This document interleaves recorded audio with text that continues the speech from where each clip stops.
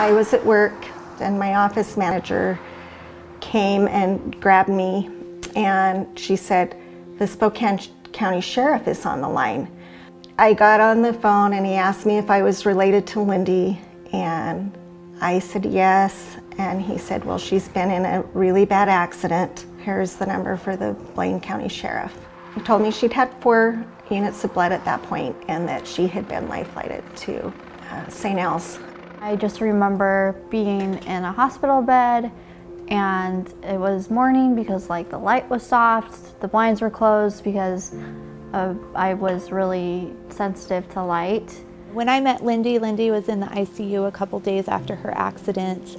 She had been initially admitted and operated on by one of my colleagues in my group, as well as the orthopedic team. And I think Lindi really shows the true nature of the trauma team philosophy of what we have at St. Alphonsus, which is the trauma surgeon is sort of the quarterback of that team and organizing that team, but there are so many people involved in her initial resuscitation. They brought her here where we took her emergently to the operating room for a completion amputation of her traumatic amputation on the right leg. She had not only pelvic fractures, but femur fracture and a segmental tibia fracture on the left side.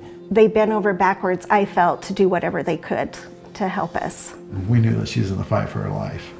Yeah, she maybe could have survived going somewhere else, but she has a greater quality of life just from some of the decisions that they made. We have a lot of resources with our social workers, our care managers, to provide the support we can to the families while they're here, and also to work towards getting the families back home with their loved one. And the respiratory therapy and ICU, they were amazing. They worked their butts off. Sit. I think my body was just running on adrenaline for months. And then I hit a wall like about June. I still needed to work with my mind-muscle connection with my left hand. More and more, this job has helped me like regain who I was before the accident. It like took a little bit to be like, okay, like, yeah, this is unfortunate, but what am I gonna do about it? Because I had 2 choices at that point.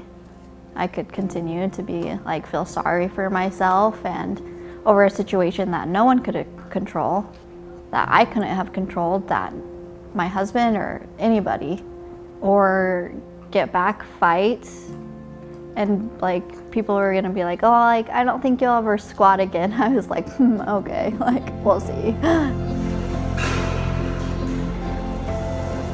To see people come back who have gotten their lives back and we have given them that opportunity is so rewarding, and I think that it would be wonderful in the future to formalize that further, because it's not only beneficial for us, it's also very beneficial for the patients from my experience. I have no recollection of like how many people were helping me, but then like I see the aftermath and like go back and trace my steps of, okay, like looking through my medical records, I'm like, oh my gosh, like that's amazing. Thanks to everybody in Boise. I mean, we have to kind of pay it forward. They did so much for our daughter, and we appreciate that very much. Thank you for putting those hours in and those sleepless nights that you spent studying. What you're doing here matters.